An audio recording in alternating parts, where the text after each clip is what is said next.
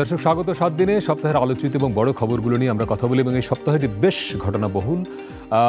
গতকালকে অর্থাৎ বুধবার অফিসার্স অ্যাড্রেসে সেনাপ্রধান বেশ কিছু গুরুত্বপূর্ণ কথা বলেছেন এবং তিনি সরাসরি যেই কথাটি বলেছেন যে তিনি মনে করেন যে আগামী ডিসেম্বরের মধ্যেই জাতীয় সংসদ নির্বাচন হওয়া উচিত। এর বাইরে এই সময়ে বাংলাদেশের সবচেয়ে বেশি আলোচনা হচ্ছে যে বিষয়গুলো নিয়ে, করিডোর, চট্টগ্রাম বন্দর। তিনি বলেছেন যে এই বিষয়গুলোয় সিদ্ধান্ত হওয়া উচিত রাজনৈতিক, অর্থাৎ রাজনৈতিক ঐকমত্যের মধ্য দিয়ে, এবং তিনি বলেছেন যে স্থানীয় মানুষজনের মতামত নিয়ে। এর বাইরে আরও অনেকগুলো গুরুত্বপূর্ণ কথা বলেছেন। এর বাইরে আরও অনেকগুলো বড় খবর এই সপ্তাহের আছে। আমরা একটু এক নজরে দেখি খবরের শিরোনামগুলো। রাখাইনে মানবিক করিডোর নিয়ে কারোর সঙ্গে আলোচনা হয়নি, তবে মানবিক সহায়তা পৌঁছাতে চ্যানেলের বিষয়ে আলোচনা হয়েছে। রাখাইন অস্থিতিশীল থাকলে রোহিঙ্গা প্রত্যাবাসন সম্ভব নয় বললেন নিরাপত্তা উপদেষ্টা। বাংলাদেশ ছাড়া অন্য কোনো দেশের পাসপোর্ট না থাকার দাবি। দেশের আইনশৃঙ্খলা পরিস্থিতি নিয়ে প্রধান উপদেষ্টার সঙ্গে স্বরাষ্ট্র, পররাষ্ট্র ও নিরাপত্তা উপদেষ্টা এবং সেনা, নৌ ও বিমান বাহিনী প্রধানের বৈঠক। বিদেশিদের হাতে বন্দর দেওয়ার এখতিয়ার অন্তর্বর্তী সরকারের নেই। সরকারে অস্থিরতা দৃশ্যমান হচ্ছে, তাদের সক্ষমতা নিয়ে প্রশ্ন উঠেছে। নানা কৌশলে নির্বাচনের বিষয়টি এড়িয়ে যাচ্ছে বললেন তারেক রহমান। মানবিক করিডোর ও চট্টগ্রাম বন্দরের ব্যবস্থাপনা বিদেশি প্রতিষ্ঠানকে দেওয়ার সিদ্ধান্তের প্রতিবাদে সারা দেশে সিবিবির বিক্ষোভ কর্মসূচি ঘোষণা। সর্বদলীয় বৈঠকের আহ্বান ইসলামী আন্দোলনে। নির্বাচন সঠিক ও সুষ্ঠু হওয়ার পরিস্থিতি দেখছে না জামাত। ইসি পুনর্গঠন এবং সংসদের আগেই স্থানীয় সরকার নির্বাচনের দাবিতে নির্বাচন কমিশন ভবনের সামনে এনসিপির বিক্ষোভ। বিএনপি নেতা ইশরাককে ঢাকা দক্ষিণ সিটি কর্পোরেশনের মেয়রের দায়িত্ব বুঝিয়ে দেওয়ার দাবিতে রাজধানীতে বিক্ষোভ অব্যাহত। নগর ভবন কার্যত অচল, নাগরিক ভোগান্তি। জুলাই অভ্যুত্থানে হত্যা চেষ্টা মামলায় কারামুক্ত অভিনেত্রী নুসরাত ফারিয়া। নারী নির্যাতন মামলায় সঙ্গীতশিল্পী নোবেল গ্রেপ্তার। পাচার করা অর্থ ফিরিয়ে আনতে 4-5 বছর লাগবে। লুটের জব্দকৃত টাকা ও শেয়ার দরিদ্রদের জন্য জনকল্যাণমূলক কাজে ব্যয় করা হবে জানালেন গভর্নর। ঈদুল আজহা সামনে রেখে শ্রমিকদের পাওনা পরিশোধে 28 মে পর্যন্ত মালিকদের সময় মতো বেতন বোনাস না দিলে গ্রেপ্তার, হুঁশিয়ারি শ্রম উপদেষ্টা। বাংলাদেশে আনুষ্ঠানিকভাবে কার্যক্রম শুরু করল যুক্তরাষ্ট্রের ইন্টারনেট সেবা দানকারী প্রতিষ্ঠান স্টারলিংক। ঢাকার সরকারি 7 কলেজ চলবে ইউজিসির তত্ত্বাবধানে। ঢাকা কেন্দ্রীয় বিশ্ববিদ্যালয় গঠনের প্রস্তাব প্রত্যাখ্যান তিতুমিরের। স্বতন্ত্র কাঠামোয় ভর্তি শুরুর দাবি। এই ছিল এই সপ্তাহের মোটামুটি বড় খবর। এখান থেকে কয়েকটি নিয়ে আজকে আমরা কথা বলবো। আমাদের সঙ্গে স্টুডিওতে আছেন বাংলাদেশের কমিউনিস্ট পার্টি সিপিবির সাধারণ সম্পাদক রুহিন হোসেন প্রিন্স। প্রিন্স ভাই, স্বাগত। জি, ধন্যবাদ আপনাকে। জি, পরশুদিনই সম্ভবত বৈঠক করলেন প্রধান উপদেষ্টা। সেনা, নৌ, বিমান বাহিনী প্রধান ছিলেন সেখানে, স্বরাষ্ট্র, পররাষ্ট্র এবং নিরাপত্তা উপদেষ্টা ছিলেন। তার পরের দিনই গতকালকে আমরা দেখলাম যে নিরাপত্তা উপদেষ্টা একটা ব্রিফিং করলেন। তারপরেই সেনা প্রধানের বিষয়টি সামনে এলো যে তিনি অফিসার্স অ্যাড্রেসে অনেকগুলো গুরুত্বপূর্ণ কথা বলেছেন এবং যেই জায়গাটাতে বেশি ফোকাস করছেন তিনি যে আগামী ডিসেম্বরের মধ্যে নির্বাচন তিনি চান। তার মানে আপনি কি বিশ্বাস করেন যে আগামী ডিসেম্বরে নির্বাচন হচ্ছে, বা সেনা প্রধানের এই যে অবস্থানটাকে আপনি কিভাবে দেখছেন? ধন্যবাদ আপনাকে। আমি দর্শকদের শুভেচ্ছা জানাচ্ছি। আসলে এই সপ্তাহটা ঘটনা তো প্রতি সময় ঘটনাবহুল, কিন্তু আমার বিবেচনায় যে জনগণের মধ্যে যে অনেক দিন ধরে যে উদ্বেগ উৎকণ্ঠাটা চলছিল, এই সপ্তাহে কিন্তু আপনি দুইভাবে বিশ্লেষণ করতে পারেন। যে উদ্বেগ উৎকণ্ঠা একদিকে যেমন বাড়ছে, আর একদিকে যে কিছুটা স্বস্তির রেখা পাওয়া যাচ্ছে কিনা সেই বিবেচনাও করার দিকে আগাচ্ছে কিনা এইটুকু চিন্তার দিকে হচ্ছে বলে আমার কাছে মনে হয়। তার একটা অন্যতম বিষয় আপনি যে প্রশ্নটা তুললেন যে নির্বাচনের প্রশ্নটা আসলে আসছে কেন, আমাকে যদি বলেন। কারণ বিগত দিনগুলোতে তো নির্বাচন ব্যবস্থাটি ধ্বংস হয়ে গেছিল এবং যে সরকার এইখানে টিকে ছিল সে এক ধরনের কি বলবো, একে যে কিভাবে বলা যায় সেটা একটা নতুন অভিধানের শব্দ খুঁজে বের করতে হবে। নির্বাচনের নামে যে তামাশা সংগঠিত শুধু না, মানে শুধু ঘোষণার যে কাজটা করেছিল, তার বিপরীতে জনগণের যে অভ্যুত্থান সংগঠিত হলো তার তো অন্যতম আকাঙ্ক্ষা ছিল গণতন্ত্রের আকাঙ্ক্ষা। এবং সেই গণতন্ত্রের আকাঙ্ক্ষা যদিকে আপনাকে একদিনে শেষ হবে না, এটাকে যদি অগ্রযাত্রায় নিয়ে যেতে হয় তাহলে একটা ভালো নির্বাচনের মধ্য দিয়ে নির্বাচিত সরকারের কাছে ক্ষমতা হস্তান্তর করতে হবে, প্রথম দিন থেকে কথা। কিন্তু এই প্রায় 9-10 মাস হয়ে গেল আমরা খালি আলাপ আলোচনা করছি, কিন্তু কোনো কিছু দেখা যাচ্ছে না। জুনের মধ্যে হবে, কিন্তু তাও কংক্রিট না। কথার কথা, যদি সরকার আমার বিবেচনায় তিনি যদি বলতেন যে অমুক দিন হবে, আচ্ছা, একেবারে কংক্রিট করে, তাহলে একটা ব্যাপার থাকতো। এটি একটি। আরেকটা জায়গায় এখনো পর্যন্ত আমার বিবেচনায় ধোঁয়াশা থাকছে, নির্বাচন মানে কোন ধরনের নির্বাচন, কি নির্বাচন, সেটা কেন নিশ্চয়ই পরে আমরা আলোচনা করতে পারবো। তো আমার ধারণা এই তর্কের কি নির্বাচন মানে কি, আচ্ছা কি নির্বাচন মানে তার আগে এটা একটু ফয়সালা করে ফেলি। কারণ নির্বাচন এখানে অনেক আলোচনা, অনেকেই বলছেন যে, কারণ নির্বাচন বলতে জেনারেলি যখন বলি তখন আমরা হচ্ছে যে সরকার গঠনের জন্য নির্বাচন, তার মানে জাতীয় সংসদ নির্বাচন, এটা হচ্ছে আমাদের সাধারণ বুঝ। এবং আমি যদি বুঝে থাকি যে আমাদের দেশের গণতান্ত্রিক রাজনৈতিক দলগুলো সবাই, আমি গণতান্ত্রিক রাজনৈতিক দলগুলোর কথা মিন করছি, দু একটা অন্য রাজনৈতিক দল ছাড়া সবাই কিন্তু এটাই মিন করে, সেটাই প্রধান। কিন্তু এর বাইরে মানে জাতীয় সংসদ নির্বাচন, জাতীয় সংসদ এর বাইরে একটা আলোচনা আসছে, আগে স্থানীয় সরকার নির্বাচন আসছে, গণভোট, গণভোট এক ধরনের নির্বাচন, গণপরিষদ নির্বাচন, সংবিধান পুনর্লিখন করতে গেলে গণভোট লাগবে, গণপরিষদ লাগবে, পরিষদ নির্বাচন, মানে এই ধরনের যেহেতু অনেকগুলো ভোটের কথা আসছে বলে কোন ভোট এই শব্দটাও ফয়সালা করে নেওয়া যায়। তার মানে প্রধান উপদেষ্টা যে বলছেন আগামী জুনের মধ্যে নির্বাচন হবে, আপনি মনে করছেন যে তার এই কথা এটা পরিষ্কার না যে আগামী জুনের মধ্যে জাতীয় নির্বাচন হবে? কারেক্ট, আমার বিবেচনায় ওইটা না। কিন্তু সেই জায়গায় আমাকে যদি বলেন, আমি ওই ধোঁয়াশার মধ্যে আর থাকতে চাই না। কারণ আজকে যে কথাগুলো আপনি দেখালেন এবং আমরা যখন কথা বলছি, অধিকাংশ রাজনৈতিক দলের বক্তব্য হচ্ছে যে কোনোভাবে ডিসেম্বরের মধ্যে। আমাকে যদি বলেন, আমরা অনেক আগেই ৩রা জানুয়ারি কমিউনিস্ট পার্টির সমাবেশ সোহরাওয়ার্দী উদ্যান থেকে বলেছিলাম যে দুটি কথা সরকারকে জানতে চেয়েছিলাম। একটা হচ্ছে আপনি সংস্কার নামে কি কি করতে চান সুনির্দিষ্ট করে বলেন, আর নির্বাচনের সুনির্দিষ্ট তারিখ ঘোষণা করেন। আরেকটা বলেছিলাম, উনি তখন একটা কথা বলেছিল, অনেকের মনে আছে কিনা জানি না, যিনি বলছিল আমার প্রথম ইনিংস শেষ হলো, আমার পরের ইনিংস শুরু হবে। আমরা বলেছিলাম যে আপনার দয়া করে থার্ড ইনিংস শুরুর আগেই আমরা নির্বাচিত সরকার দেখতে চাই এবং এটা পসিবল। আমরা পসিবল মানে শুধু নির্বাচন চাই না, নির্বাচন ব্যবস্থার আমূল সংস্কার করে নির্বাচন চাই। সেটা আমরা মনে করি ডিসেম্বরে নির্বাচিত সরকার হাতে ক্ষমতা হস্তান্তর করাই সম্ভব, মানে ওইটাই প্রধান সংস্কার, ওইটাই কারেক্ট প্রধান সংস্কার। এবং আমরা মনে করি, শেষ কথাটা এই পয়েন্টে এইটুকু আমি বলতে চাই যে সরকার এই ৯-১০ মাসে এমন কিছু করতে পারে নাই তাতে করে বলা যায় যে আচ্ছা তুমি ২-৪ মাস থাকো, বরঞ্চ আমি বলবো বা ৫ বছর থাকো। হ্যাঁ, ৫ বছর তো প্রশ্নই অবান্তর, সেটা আমি বলছি না। আমার কথা যে বরঞ্চ আরেকটু থাকার দরকার নেই, ওনার উচিত আরো আগেই, এবং এটা আমি দায়িত্ব নিয়েই বলি, আমরা যতটুকু বুঝি ভালো নির্বাচনের জন্য যা যা সংস্কার করা দরকার এই খুবই সম্ভব। মানে ডিসেম্বর হলেও তো আরো ৭ মাস আছে, ৭ মাস তো অনেক অনেক। ডিসেম্বরেরও দরকার নেই, আরো আগেই সম্ভব। বরঞ্চ সরকারকেই বরঞ্চ এখন ভেবে দেখা দরকার যে তার সে ডিসেম্বর পর্যন্ত অপেক্ষা করবে কিনা।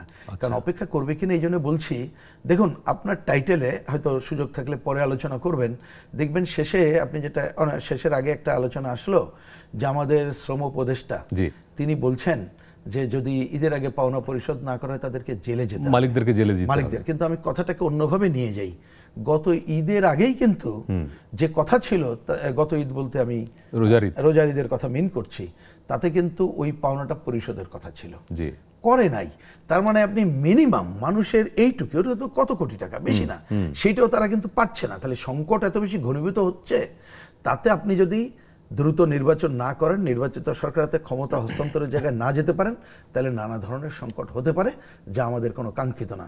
সুতরাং আমি মনে করি সরকার আর দেরি না করে তাকে সুনির্দিষ্ট তারিখ ঘোষণা করা দরকার, এবং অবশ্যই এবছরের মধ্যে যে করা সম্ভব জনগণের কাছে বলুক এবং রাজনৈতিক দলকে বলুক আমাদের যা যা করণীয়, মানে ভালো নির্বাচনের জন্য আমাদেরও দায়িত্ব আছে, আমাদেরও তো দায় আছে, সেই আমরা দায় এবং দায়িত্ব আমরাও পালন। কিন্তু ধরেন এই সরকারের সঙ্গে ঘনিষ্ঠ বলে পরিচিত যে দলটি এনসিপি, যারা এখন পর্যন্ত নিবন্ধিত না, এনসিপি এবং জামাত, তারা উভয়ই কিন্তু বলছে যে একটা কাঙ্ক্ষিত বা মৌলিক সংস্কারের আগে নির্বাচন তারা চায় না বা হতে দেয়া হবে না, এরকমই অর্থটা।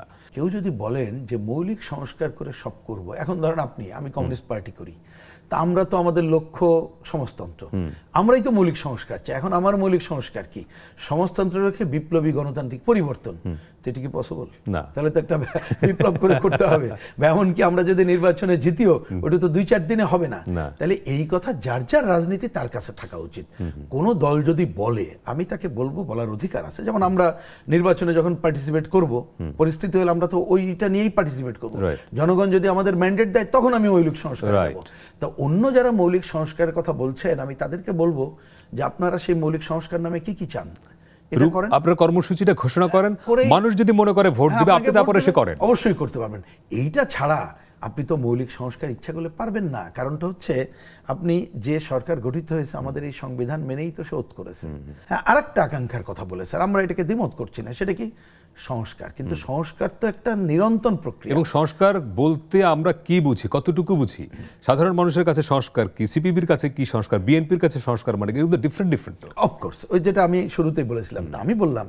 তারপর ওনাদেরকে আমরা বলেছি, আমরা প্রথম দিন, দ্বিতীয় দিন, 12ই আগস্ট প্রথম দেখা করলাম, দ্বিতীয় দিন ওনাদের আমন্ত্রণ দেখা করলাম 5ই অক্টোবর, ওই সময় বলেছি যে আপনি যদি কংক্রিট করেন তাহলে কতটুকু ভালো নির্বাচনের জন্য সংস্কার করে নির্বাচন দেন, বাকিগুলো যেগুলো আপনি যদি এই সময় আপনার হাতে যে সময়টা থাকবে আপনি যদি মনে করেন টিম দিয়ে যাচ্ছে ইহা ভালো কাজ করা যায়, তারপর রাজনৈতিকগুলো আলোচনা করে সবাই যদি আমরা মনে করি যে হ্যাঁ এটা আমরা রাজি আছি, সেটা আপনি প্রচারের মধ্যে নেন এবং আগামী সংসদের উপরে ছেড়ে দেন।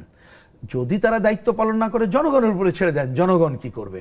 কারণ আপনি আমি মিলে একটা সিদ্ধান্ত নিলাম, সেইটাই যে সবাই মিলে করবো এটা তো কোনো গণতন্ত্রের কথা হতে পারে না। গণতন্ত্রের ছেড়ে দিতে হবে জনগণের উপরে।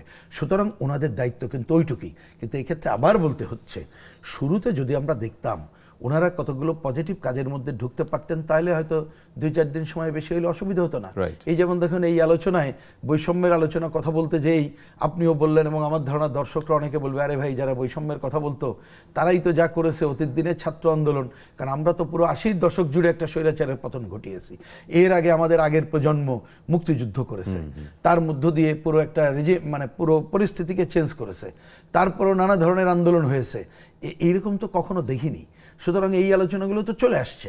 সুতরাং আমি মনে করি যত দেরি করবেন ওনারা কিন্তু সামলাইতে পারবেন না। সুতরাং ওনাদের উচিত ওই যে প্রয়োজনীয় সংস্কার বলতে নির্বাচনের জন্য আর প্রয়োজনীয় আলোচনা করুক, আলোচনার টেবিলে থাকতে তো কোনো অসুবিধা নেই।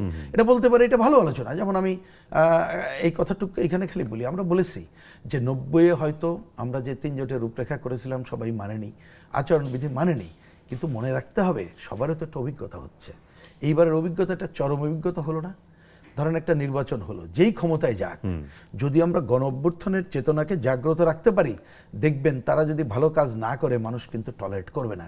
এবং যদি আগের ধারায় চলতে থাকে তাহলে এই সরকারও যারা আসবে তারাও বেশি দিন দায়িত্ব পালন করতে পারবে না। কিন্তু আমি একটা পয়েন্ট খালি বলে রাখি, আপনি যদি দেরি করে নির্বাচনের জায়গায় যান মানুষ ভুলে যাবে, বলবে যে আরে ভাই তখন বললে আগে ভালো ছিলাম। হ্যাঁ, আগে ভালো ছিলাম, গণ অভ্যুত্থান করে কি হলাম।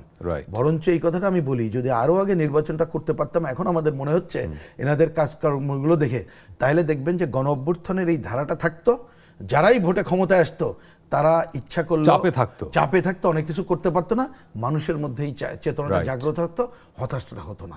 একটা বিরতি নিব, বিশেষ করে ফিরে এসে সেনাপ্রধানের আরো কয়েকটা কথা নিয়ে একটু আলোচনা করতে চাইব। উনি খুব পরিষ্কারভাবে বলেছেন যে বন্দর, করিডোর এইসব বিষয়ে অন্তর্বর্তী সরকারের আসলে সিদ্ধান্ত নেওয়ার এখতিয়ার নাই, এরকম বলেছেন। ওনার কথার অর্থটা যদি বুঝে থাকি, এটা নিয়ে কথা বলবো। দর্শক, একটা ছোট্ট বিরতির সময় হলে ফিরছি একটু পরেই, সঙ্গে থাকবে।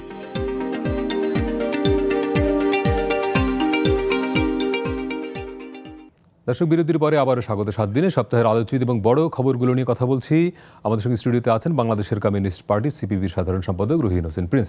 ভাই, সেনাপ্রধান গতকালকে যেসব কথা বলেছেন এটি একটি বড় জায়গা, যে মিয়ানমারের রাখাইন রাজ্যে মানবিক করিডোর, তারপরে চট্টগ্রাম বন্দর, এসব নিয়ে রাজনৈতিক ঐকমত্য ছাড়া সিদ্ধান্ত নেওয়া উচিত নয়। আমি একটু অন্যভাবে প্রশ্নটা করি আপনাকে। গতকালকেই নিরাপত্তা উপদেষ্টা একটা ব্রিফ করেছেন, সেখানে তিনি বলেছেন যে করিডোর নিয়ে কোনো আলোচনা হয়নি, তবে মানবিক চ্যানেল নিয়ে কথা হয়েছে। তো করিডোর আর চ্যানেল মানে পার্থক্যটা আপনাদের কাছে পরিষ্কার না? আমাদের কাছে মনে হয় যে, আমি প্রথমে যদি ওই ওনার কথা বলি, যে যদিও জাতীয় নিরাপত্তা উপদেষ্টা কিভাবে হলো সেটা নিয়ে প্রশ্ন আছে, তবুও ওনার নাগরিকত্ব নিয়ে উনি তো কালকে ব্যাখ্যা দিয়েছেন বটে না। যাই হোক, সেটা আমার ধারণা যে এই ব্যাখ্যাটা একটা বলতেই পারে, এগুলো আরও কাগজ কলম দেখার ব্যাপার, আমি ওইদিকে আর যাচ্ছি না। প্রথম কথা হচ্ছে যে আমাদের পররাষ্ট্র উপদেষ্টা তিনি কিন্তু বলেছিলেন যে এটা একটা আমাদের নীতিগত ডিসিশন হয়ে গেছে, এবং করিডোর শব্দটাই বলেছেন, করিডোর শব্দ বলেছেন। এবং গতকাল ওনাকে যখন প্রশ্ন করা হয়েছে, এটা আমি গুরুত্বটা দিচ্ছি এইখানে, উনি বলছে এ নিয়ে কথা বলবো না। তা আমি তো ওনার কথাকে গুরুত্ব দিতে চাই। এখন যে কোনো কারণে যদি ওনারা এখান থেকে ব্যাক করে থাকেন, ধন্যবাদ দিতে চাই যদি করিডোর থেকে ব্যাক করেন। কিন্তু করিডোর থেকে ব্যাক করে উনি যে চ্যানেলের কথা বলছেন, আমাদের বিবেচনায়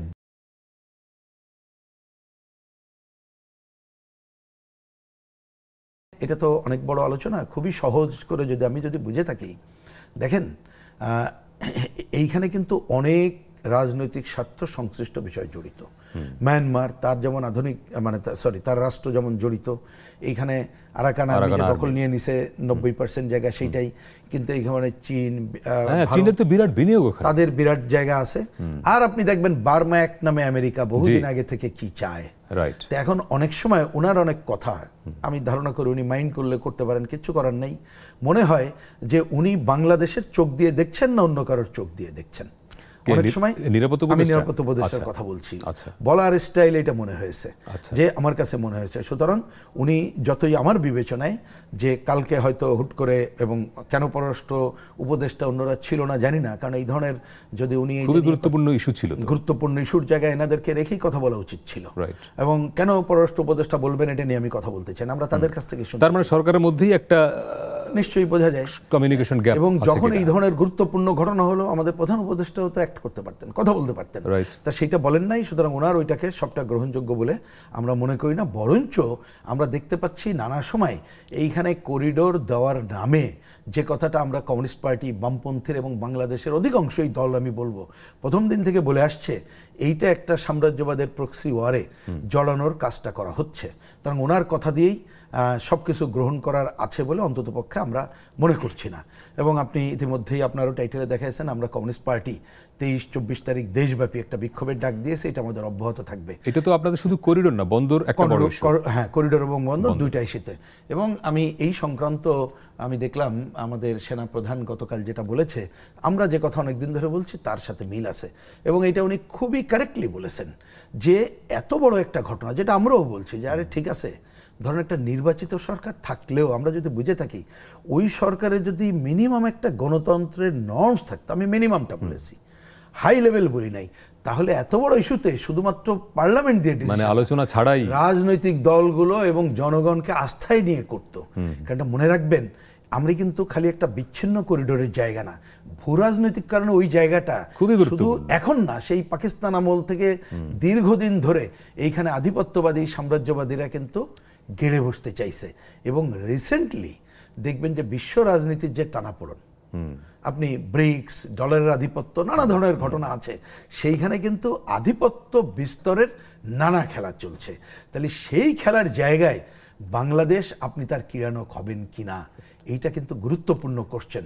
এইটা কখনোই পুরো জাতিকে, দেশবাসীকে ঐক্যমত্য করা ছাড়া এইখানে যাওয়াটার মানে একেবারেই মিনিমাম গণতন্ত্রের নর্মস এটা কিন্তু অ্যালাউ করে না।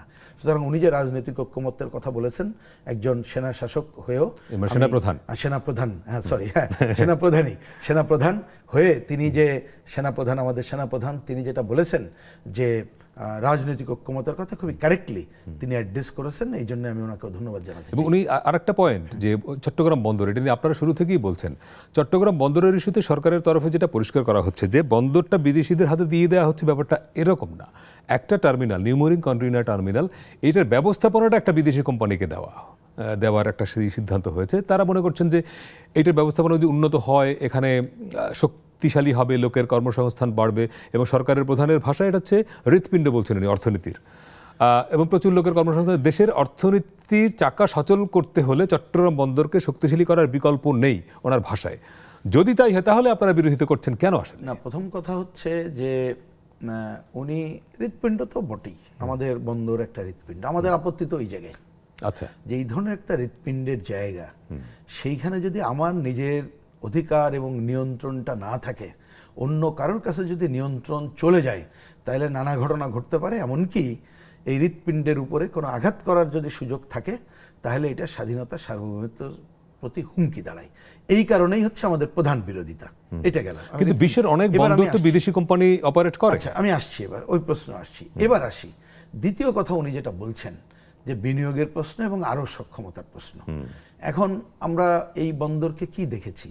আমরা দেখেছি ওইখানে আমাদের দেশীয় অর্থে যে বিনিয়োগ হয়েছে, এবং ওইখানকার যারা কাজকর্ম করেন সবাই মিলে বলছে ওর পাশে নৌবাহিনীর জায়গা আপনার নতুন এক্সপান্ড করা জায়গা এবং নতুন করে বড় বিনিয়োগের জায়গা এখানে আর নাই। আচ্ছা, এটা গেল এক নম্বর।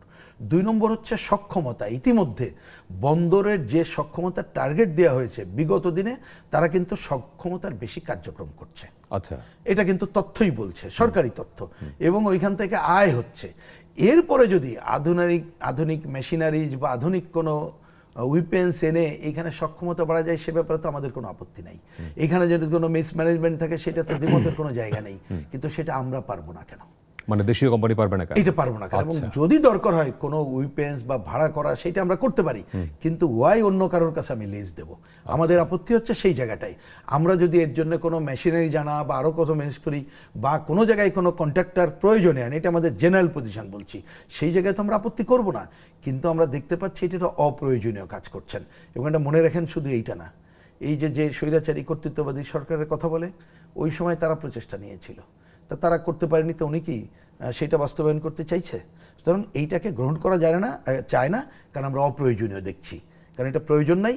আর সবচেয়ে বড় কথা, এটা আমি রিপিট করছি, ওই যে হৃৎপিণ্ডের কথাটা বললেন, এইটা আমাদের স্বাধীনতা সার্বভৌমত্বের জন্য হুমকি। এবং এটা মনে রাখতে হবে, ওইখানে কিন্তু একটু যদি প্যাকেজ শব্দটা আমি ইচ্ছা করে এখানে আনছি, করিডোরের কোশ্চেন আছে। আপনি জানেন যে ওই অঞ্চলে আমাদের মানে একটা বিদেশি দেশকে অস্ত্র কারখানা করার পয়েন্টটা চলে আসছে, স্টারলিংকে দেওয়ার ব্যাপার, কার্যক্রম শুরু করেছে। হ্যাঁ, কার্যক্রম, কিন্তু এইটাও প্রশ্নবিদ্ধ হয়ে আছে, কার সাথে কিভাবে করছে না করছে, আমাদের তারা কি করবে না করবে।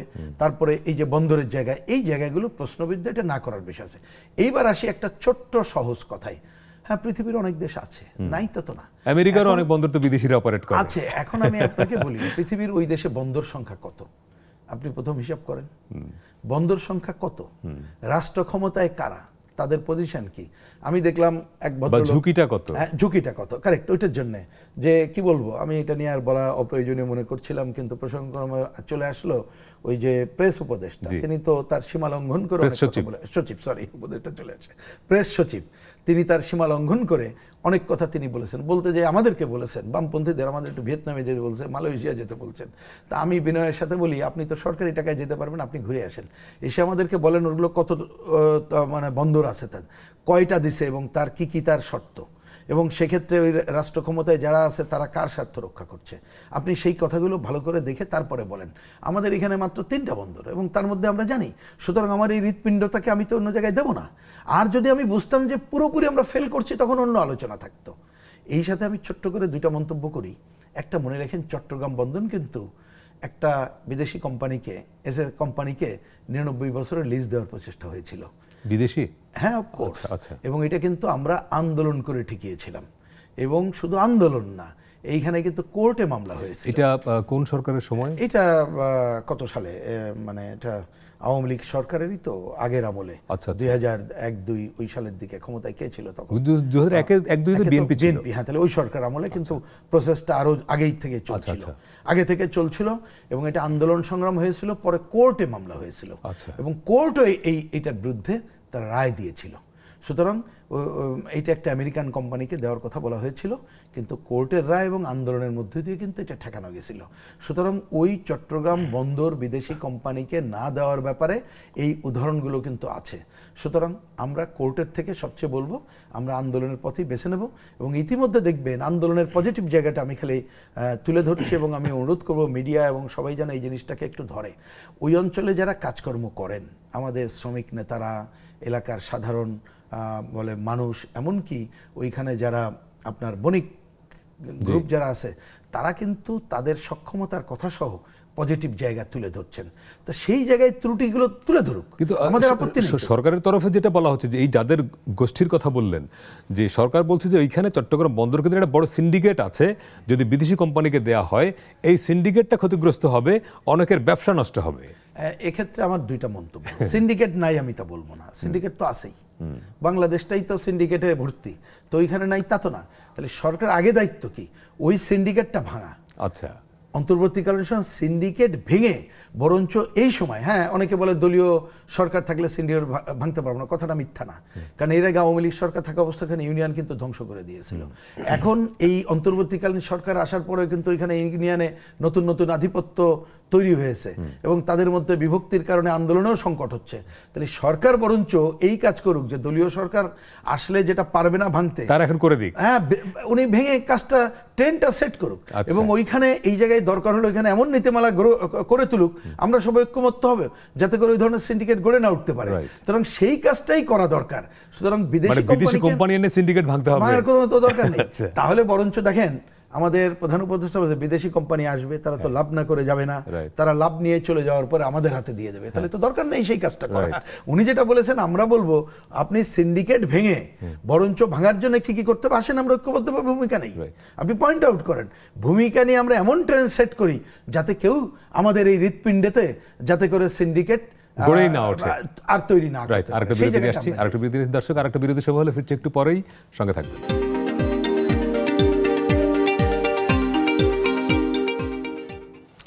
বিরতির পরে আবারও স্বাগত। 7 দিনে সপ্তাহের আলোচিত এবং বড় খবরগুলো নিয়ে কথা বলছি। আমাদের সঙ্গে স্টুডিওতে আছেন বাংলাদেশের কমিউনিস্ট পার্টি সিপিবির সাধারণ সম্পাদক রুহিন হোসেন প্রিন্স। আমাদের সঙ্গে অনলাইনে যুক্ত হয়েছেন 7 কলেজ বিশ্ববিদ্যালয় রূপান্তরের যে আন্দোলন তার একজন প্রতিনিধি জাকারিয়া বারী।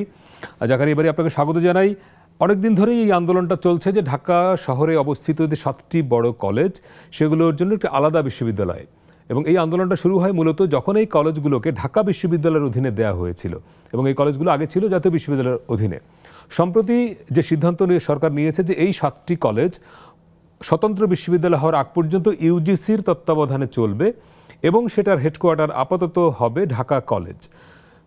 কিন্তু তিতুমির কলেজ, এই 7টি কলেজের একটি তিতুমির কলেজ, তারা এই প্রস্তাব প্রত্যাখ্যান করে বলেছে যে না, তারা স্বতন্ত্র বিশ্ববিদ্যালয়ের দাবিতেই তারা অনড়।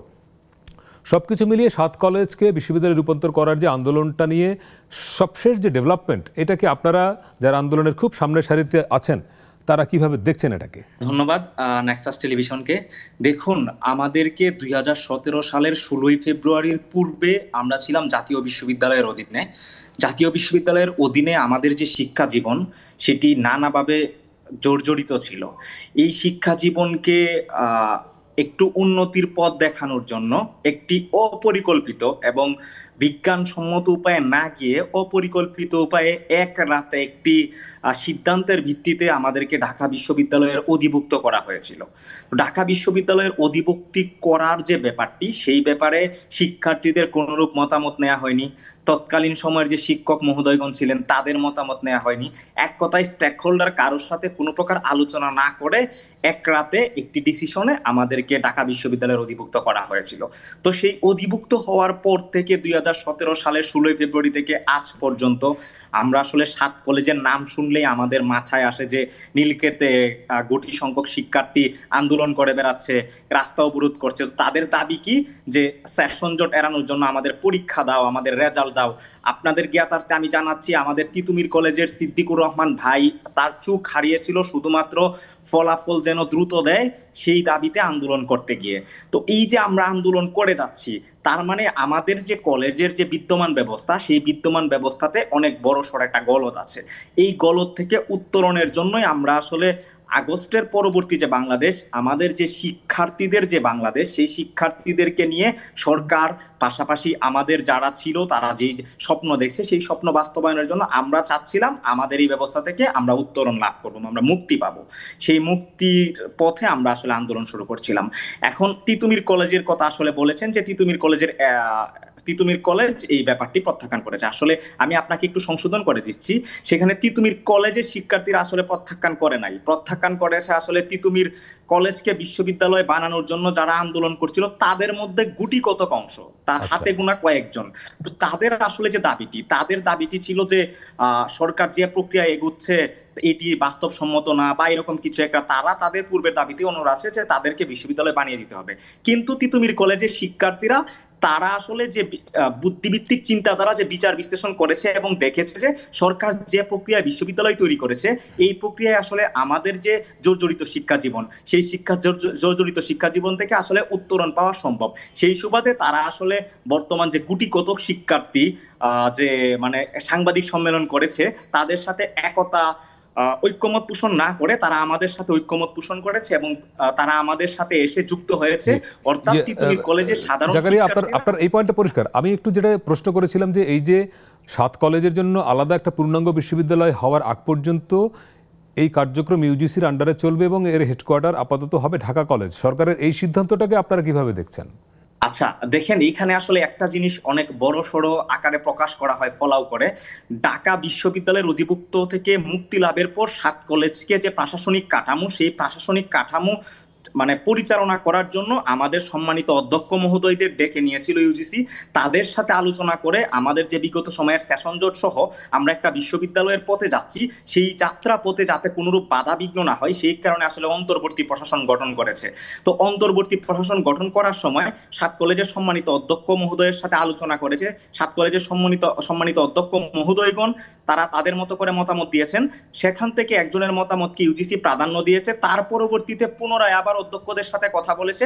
কথা বলে আসলে ঢাকা কলেজের সম্মানিত অধ্যক্ষ অধ্যাপক AKM ইলিয়াস স্যারকে আমাদের অন্তর্বর্তীকালীন প্রশাসক হিসেবে নিয়োগ দিয়েছে। এখন যে প্রশ্ন হলো যে বিভিন্ন মিডিয়ায় বা সামাজিক যোগাযোগ মাধ্যমে ফলাও করে পরিচালিত হয় যে ঢাকা কেন্দ্রীয় বিশ্ববিদ্যালয়ের হেডকোয়ার্টার হচ্ছে ঢাকা কলেজ। আসলে ব্যাপারটি তা না।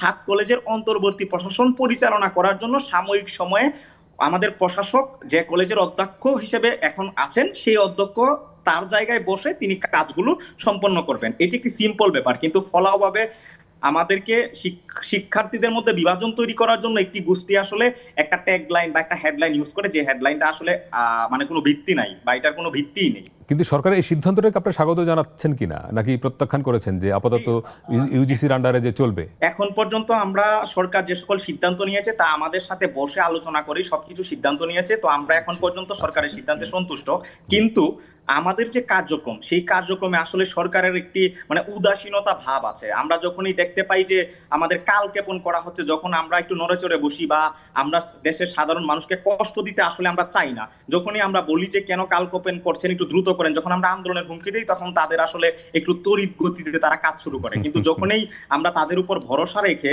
আমরা আমাদের মতো স্বাভাবিক কার্যক্রম চালিয়ে যেতে চাই, তখনই দেখতে পাই যে সরকার তাদের উদাসীনতার যে মনোভাব সেই উদাসীনতার মনোভাবটা প্রকাশ করে। তো আপনাদের মাধ্যমে আমরা সংশ্লিষ্ট কর্তৃপক্ষ সহ সকলকে জানাচ্ছি যে আমরা একটি বিগত সময় একটি টাইম ফ্রেম বেঁধে দিয়েছিলাম সাংবাদিক সম্মেলন করে, সেই টাইম ফ্রেম অনুযায়ী সকল কিছু সরকার সম্পন্ন করবে বলে আমরা বিশ্বাস করি। এবং এই সকল কিছু সম্পন্ন করতে যত রকম সহযোগিতা করা প্রয়োজন 7 কলেজের 1,67,000 শিক্ষার্থী সরকারকে এবং সংশ্লিষ্ট কর্তৃপক্ষকে সহযোগিতা করবে। জি, জাকারিয়া বারী, অনেক ধন্যবাদ আপনাকে আমাদের সঙ্গে যুক্ত হওয়ার জন্য। প্রিন্স ভাই, এটা নিয়ে একটু কথা বলবো, একটু বিরতি নিয়ে আসি। দর্শক, আরেকটা বিরতি নিয়ে একটু পরেই ফিরছি, সঙ্গে থাকবেন।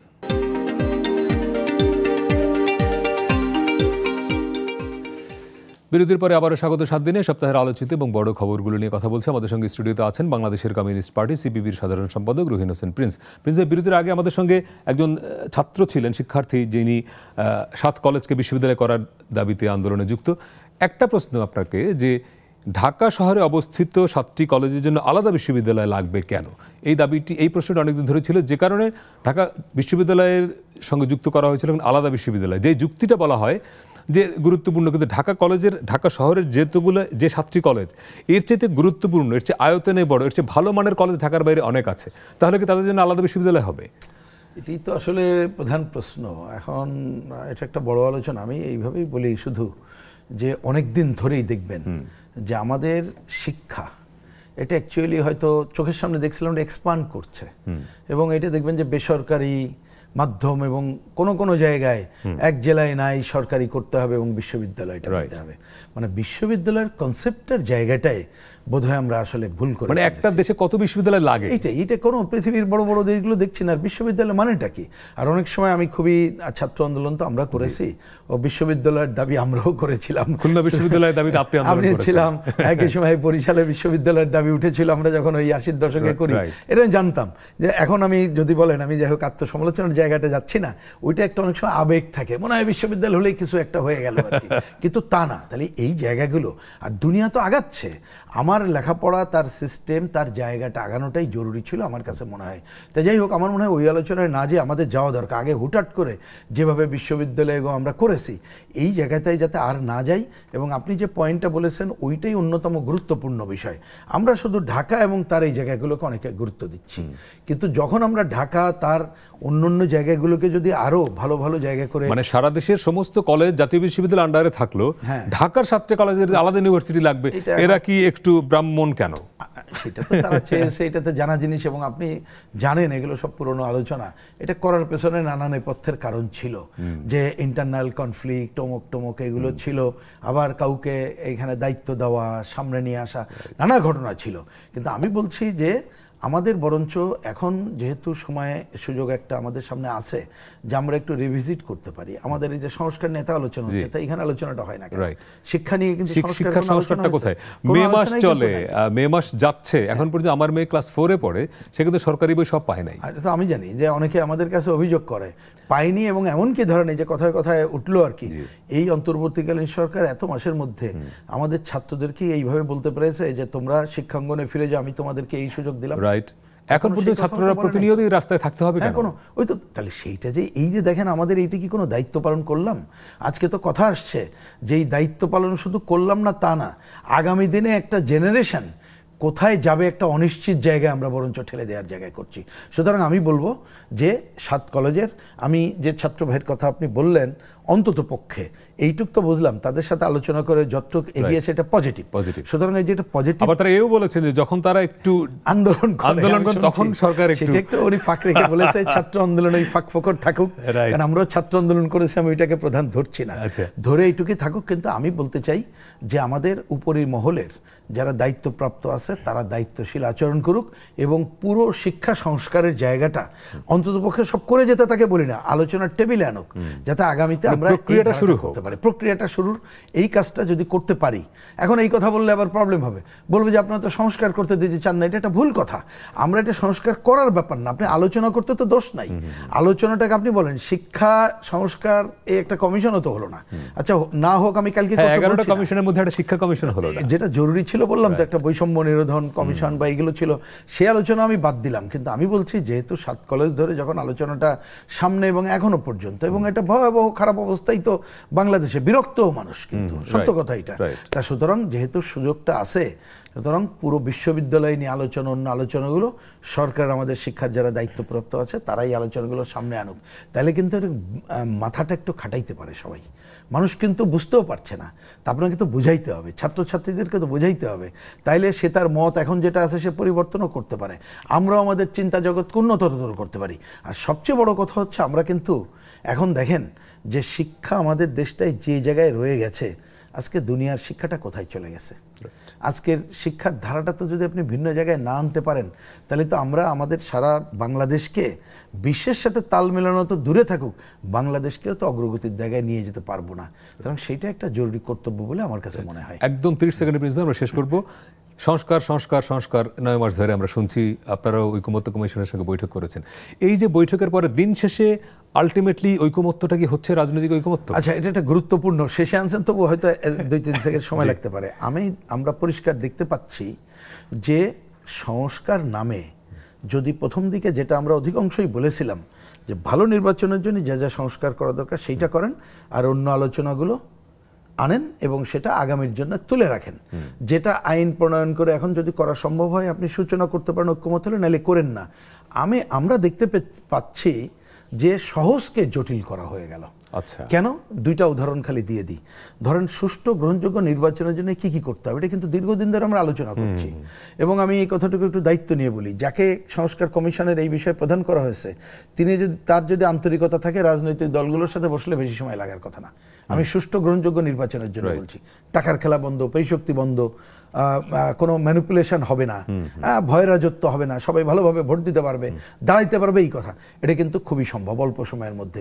সেই আলোচনাকে তারা কিন্তু প্রধান করে নাই, দেখবেন আলোচনার টেবিলে আনতে পারেন নাই, আপনারাও পারেন নাই, টেলিভিশন অনেক জটিল বিষয় সামনে নিয়ে আসা হয়েছে। সেই পথ পরিত্যাগ করে যদি এইটা আসে, আরেকটা সংস্কার ঐক্যমত্য কমিশনে না বলে আমি পারছি না, ওনারা মাত্র 5টি কমিশনের জন্য 166টা আলোচনার সামনে এনেছেন। মাত্র 5টি কমিশনে প্রশ্ন করলে ওইখানে কিন্তু 700-800 প্রশ্ন সামনে আসবে, তার মধ্যে অনেক পজিটিভ প্রশ্ন আছে। এমনকি ধরেন দুদক নিয়ে, তারপরে জনপ্রশাসন নিয়ে, বিচার নিয়ে অনেকগুলোর সাথে ঐক্যমত্যে কোনো দ্বিমতের জায়গা নেই, কিন্তু এমন জটিল প্রশ্ন সামনে আনছে যা ঐক্যমত্য হবে না। তো ওইগুলো ওনারা যদি বাদ দেন, প্রথমে যেগুলো ঐক্যমত্য হবে না দেখা যাচ্ছে, যদি বাদ দেন আর কিচ্ছু না, ওই যে সিটে প্রথমে আমরা ওনাদেরকে আলোচনায় বলেছি, শুরুতেই যে সংকট ওনারা তৈরি করেছেন যে একমত, দ্বিমত, আংশিক একমত, ওটুকু আমি মানলাম ব্যাখ্যা শোনার পরে, কিন্তু কিভাবে এইটাকে কোথা থেকে, মানে এটার সমাধান কিভাবে করব, একটা কলম যদি লিখতেন, যেটা প্রধান ছিল নির্বাচিত সংসদের মধ্য দিয়ে, এই ধরনের কলম না করে গণপরিষদ, গণভোট, সংবিধান মানে নির্বাচিত কাউন্সিল, সরকার বিষয়টায় তারা খুব একটা গুরুত্ব দিচ্ছেন না। এই আলোচনাগুলো এনেই পুরো জটিলতা তৈরি করেছেন। তা আমি কথাটা আপনি তুললেন বলে বলি, যেটা ওনাদেরকে আমরা প্রথমবারের অসমাপ্ত সভায় বলে এসেছি যে দ্বিতীয়বার আপনারা আলোচনা করবেন, শুনলাম। তা আমাদের বিনীত অনুরোধ, দ্বিতীয়বারে আপনারা এই যেটা ঐক্যমত্য হবে না ওই আলোচনাগুলো এনেন না, দরকার নেই, যার যার মত হিসাবে থাকুক। আর আপনারা মিনিমাম এই কলমটা সামনে নিয়ে আসেন, আর অন্যান্য কলমগুলো প্রয়োজনে করেন না। দেখবেন অনেক বিষয় দ্রুততম সময় ঐক্যমত্য হচ্ছে। সবটা তো আপনার করার দরকার নেই, আপনি সামনে নেন। সরকারের উপরে কিছু দায়িত্ব থাকুক, অফকোর্স রাইট, থাকুক। আমি বলছি সরকার জনগণের উপরে দায়িত্ব জনগণের উপর, রাইট। যদি ওই সরকার না করে, জনগণই তাকে ক্ষমা করবে না, রাইট, রাইট। জনগণ আবার অভ্যর্থন করবে, কারণ বাংলাদেশ অভ্যর্থনের দেশ। সুতরাং উপায় তো নাই। বরঞ্চ আমরা রাজনৈতিক দলগুলো, আমি এই কথাটাই বলতে ইন্টারেস্টেড, ওখানে বলছি রাজনৈতিক দলগুলো আমরা যদি একটু রিভিজিট করি, আমরা গণতন্ত্রের আমাদের পথমতের পার্থক্য থাকবে, এটাই তো গণতন্ত্রের বিউটি, কিন্তু আমরা পরস্পরের কোনো ঝগড়া বিবাদ কত কম করতে পারি বাদ দিয়ে আমরা যে গণতন্ত্রের ধারাকে অগ্রসর করার জন্য কি কি করতে পারি, এই ধরনের আচরণবিধি আমরা নিজেরা দরকার হলে অটো প্রণয়ন করে জনগণের সামনেই যদি যেতে পারি, তাহলে আমার ধারণা অনেক ধোঁয়াশা কেটে যাবে এবং সরকারও কালক্ষেপণ করার কোনো সুযোগ পাবে বলে। অনেক ধন্যবাদ দর্শক, এই ছিল আজকে 7 দিনে। সবাই ভালো থাকবেন।